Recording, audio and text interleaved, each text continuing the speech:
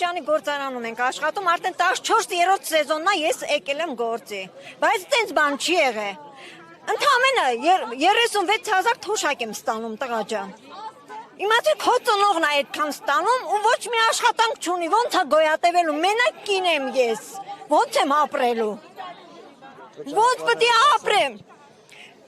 Ամեն ինչը փողով է, դու շատ լավ գիտեք, թանկացում մի կողմից, այդ ամեն ինչը մի կողմից, թող ճանապարհը բացեն, մեր ապրանքն ընդունեն, որ ամենալավ որակով ապրանքն է մեր ապրանքը,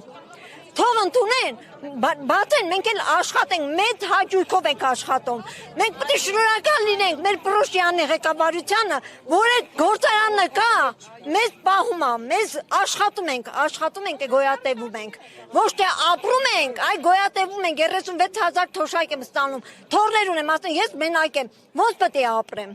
ձմեռա գալի, վառելիքա, կոմունալա, ամեն ինչա, հա, թող ճանապարհը բացեն, մենք ուրիշ բան չենք ուզում,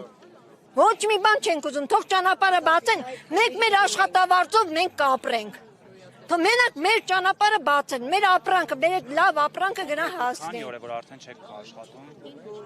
Արդեն ահագին ժամանակա չենք աշխատում։ Ընդամենը 2 օր ենք աշխատել ու վсё, այդ այսպես կանգնել